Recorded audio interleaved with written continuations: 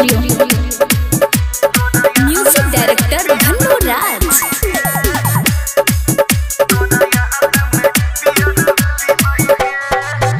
हेगे छोरी का हमारा ससुराज वही आ तोरा बिन कोना जी बही गे आ फाटल अपन करेज के सोना आ बोल न कोना सी बही गे पी बही गे तोरा याद में बियर पी बही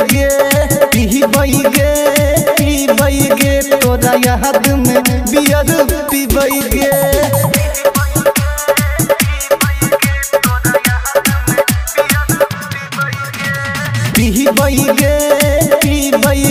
तोरा याद में बियर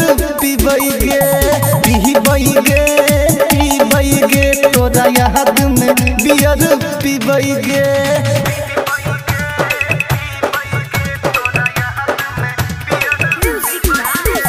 डीजे धन्नो राज।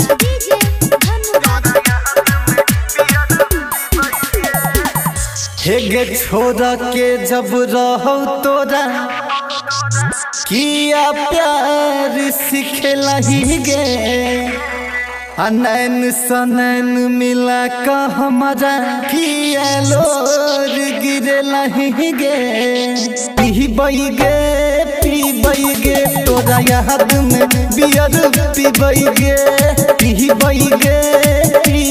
गे तोरा याद में बियर पीबई गे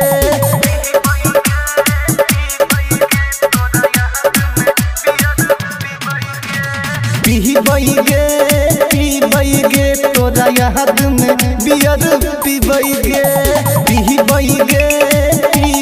गे तोरा याद में बियर पीबई गे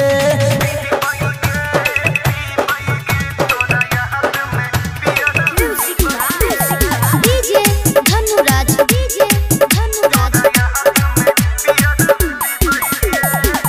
हेगे ससुरा सजब वही छौरी आ मिला लगी है गे आजे अनिल सतु त प्यार के बात बतियई है गे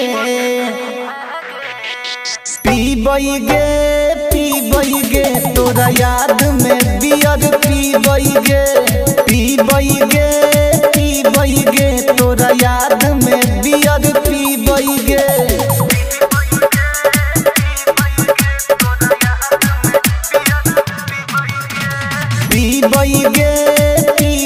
गे तोरा याद में बियर पीबई गे तोरा याद में बियर पीबई गे।